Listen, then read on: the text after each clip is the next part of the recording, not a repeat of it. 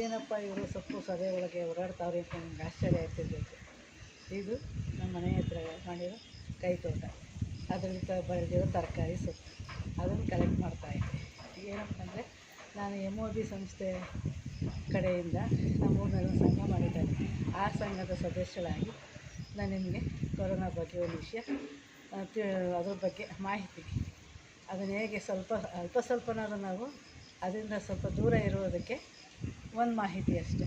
ಅದನ್ನು ನಮ್ಮ MOB ಸಂಸ್ಥೆ ಕಡೆಯಿಂದ ನಮಗೆ ಅವ್ರ ಹತ್ರ ನಾವು ಕಲ್ತಿರೋ ಒಂದು ಮಾಹಿತಿ, ಅದನ್ನು ನಿಮ್ಗೆ ಸ್ವಲ್ಪ ಹೇಳೋಣ ಅಂತ ಒಂದು ನನ್ನ ಮನವಿ. ನಿಮ್ಗೆ ಹೇಳೋದೇನು ಅಂದರೆ, ಮನೆ ಹತ್ರ ಈ ತರಕಾರಿ ಬೆಳೆಯೋಕ್ಕೆ ಸೊಪ್ಪು ಬೆಳೆಯೋದಕ್ಕೆ ಅವಕಾಶನೇ ಇರಲಿಲ್ಲ. ಏಕೆಂದರೆ ಮಂಡ್ಯ ಅದು ಇದು ತಿರ್ಗಾಡ್ಕೊಂಡು ಟೈಮ್ ವೇಸ್ಟ್ ಮಾಡ್ತಿದ್ವಿ. ಕರೋನಾ ಬಂದು ಮನೇಲಿ ಕೂರಿಸ್ತಲ್ವ, ಟೈಮ್ ಪಾಸ್ ಆಗಬೇಕಲ್ವ, ಜೊತೆಗೆ ಇಂದಿನ ಸಂಸ್ಕಾರನೂ ಕಲಿಸ್ತು. ಸೋಂಬೇರಿತನಗಳಾಗಿ ಮನೇಲಿ ಇರ್ಬೇಡಿ, ತರಕಾರಿ ಬೆಳೀರಿ, ಸೊಪ್ಪು ಬೆಳೀರಿ, ಆರೋಗ್ಯಕರವಾಗಿರಿ. ಆರೋಗ್ಯ ದೃಷ್ಟಿಯಿಂದ ಮನೆ ಹತ್ರ ಬೆಳೆದಿರೋ ಸೊಪ್ಪು ತರಕಾರಿ ತಿಂದರೆ ತುಂಬ ಒಳ್ಳೆಯದು ಅಂತಲೂ ಅನ್ನಿಸ್ತು. ಅದರಿಂದ ನೀವು ಇದೆಲ್ಲ ಬೆಳ್ಕೊಂಡು ತಿನ್ನಿ ಅನ್ನೋದಕ್ಕೂ ಒಂದು ಅವಕಾಶನೂ ಸಿಗ್ತಿತ್ತು. ಅದರಿಂದ ನಾನು ಹೇಳೋದು ನಿಮ್ಮಲ್ಲಿ ಸಣ್ಣ ಪುಟ್ಟ ನಿಮ್ಮ ಮನೆ ಹತ್ರ ಬೆಳೆದು ತಿನ್ನಿ, ಅದು ಒಂದು ಆರೋಗ್ಯಕ್ಕೆ ಒಳ್ಳೆಯದೇ. ಈ ಕರೋನಾ ಬಗ್ಗೆಗೆ ನೀವು ಏನು ಮಾಡಬೇಕು ಅಂದರೆ, ಆದಷ್ಟು ನೀವು ಸ್ವಚ್ಛತೆ ಕಾಪಾಡಬೇಕು. ಮನೆ ಒಳಗೇನೇ ಆಗಲಿ ಮನೆ ಹೊರಗಡೆನೇ ಆಗಲಿ ತುಂಬ ಸ್ವಚ್ಛತೆ ಅಂತರ ಕಾಪಾಡ್ಕೊಳ್ಳೋದು. ಮನೇಲಿ ಏನೋ ತುಳಸಿ, ನಿಂಬೆ ರಸ, ಶುಂಠಿ, ಲವಂಗ ಎಲ್ಲ ಹಾಕಿ ಚೆನ್ನಾಗಿ ಕುದಿಸಿ ಡೈಲಿ ನೀರು ಕುಡಿತಾ ಬನ್ನಿ. ಮನೆಯಲ್ಲೂ ಮಕ್ಕಳಿಗೆಲ್ಲ ಕೊಡಿ, ಗೊತ್ತಿಲ್ಲದಿರೋರಿಗೆ ಹೇಳ್ಕೊಡಿ. ನೀವೊಬ್ಬರೇ ಪಾಲಿಸ್ಬೇಡಿ, ಅದನ್ನ ಪಕ್ಕದಲ್ಲಿರೋರಿಗೂ ಹೇಳ್ಕೊಡಿ, ತಿಳುವಳಿಕೆ ಕೊಡಿ.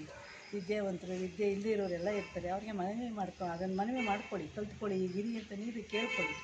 ಅದರಿಂದ ತುಂಬ ಒಳ್ಳೆಯದಾಗುತ್ತೆ. ಇದರಿಂದ ಸ್ವಲ್ಪ ಎಷ್ಟೋ ಇದಾಗಿರ್ಬೋದು. ಸ್ಯಾನಿಟೈಸರ್ ಉಪಯೋಗಿಸಿ. ಸ್ಯಾನಿಟೈಸರ್ ಇಲ್ಲ ಅಂದರೆ ಪರವಾಗಿಲ್ಲ, ಮನೇಲಿ ಬಟ್ಟೆ ಸೋಪ್ ಅಂತ ಇರ್ತದಲ್ಲ, ಅದೆಲ್ಲಾದರೂ ಡೈಲಿ ಯಾವಾಗಲೂ ಪ್ರತಿ ಸಲ ಏನಾದ್ರು ಹೊರಗಡೆಯಿಂದ ಆಚೆಗೆ ಹೋದರೆ ಕಾಲು ತೊಳೀರಿ, ಕೈ ತೊಳೀರಿ. ಆಮೇಲೆ ನೀವು ಆಹಾರ ಸೇವಿಸೋದೇ ಆಗಲಿ ಏನೋ ಮಾಡೋದೇ ಆಗಲಿ ಮಾಡಿ. ಅದು ದಯವಿಟ್ಟು ನಾನು ಕೇಳ್ಕೊತೀನಿ, ಸ್ವಲ್ಪ ಕ್ಲೀನೆಸ್ ಅಂತ ಇರಲಿ. ನಮ್ಮ ಅಜ್ಜ ತಾತದ ಕಾಲದಲ್ಲಿತ್ತು ತುಂಬ ಕ್ಲೀನೆಸ್ಸು. ಹೊರಗಡೆಯಿಂದ ಬಂದರೆ ನಾವು ತಂಬಿಗೆ ಹಿಡ್ಕೊಂಡು ನಿಂತ್ಕೋತಿದ್ವಿ. ನಮ್ಮ ತಂದೆ ತಾತ ಬಂದರೆ ಹೊರಗಡೆ ಬಂದರೆ ಒಳಗೆ ಬರ್ತಿರಲಿಲ್ಲ, ಕಾಲು ಕೈ ತೊಳೆಸಿ ಒಳಗೆ ಕರ್ಕೊತಿದ್ದ.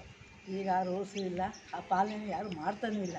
ಈ ಕೊರೋನಾ ಬಂದು ಏನು ಕಲಿಸ್ತೇಳಿ, ತೊಳೆಯೋದು ಕಲಿಸ್ತು, ಕೈ ಸ್ವಚ್ಛತೆ ಕಲಿಸ್ತು, ಮನಃಶುದ್ಧಿ ಮಾಡಿಸ್ತು. ಇದರಿಂದ ನಾನಾ ಪಾಠಗಳು ಕಲ್ತಿದ್ದೀವಿ. ಅದು ಒಂದು ರೀತಿ ಒಳ್ಳೆಯದು ಆಯಿತು, ಒಂದು ರೀತಿ ಕೆಟ್ಟದ್ದು ಆಯಿತು. ಅಂದರೆ ಅಂಥದ್ದೇನು ನಾವು ಚೆನ್ನಾಗಿ ಅದ್ರ ಬಗ್ಗೆ ತಿಳ್ಕೊಂಡು ಅದರಿಂದ ದೂರ ಇರಬೇಕು ಅನ್ನೋದಾದರೆ ನಾವು ಚೆನ್ನಾಗಿ ಪಾಠ ಕಲಿಬೇಕು. ಅದು ಒಬ್ಬರಿಗೆ ಪಾಠನ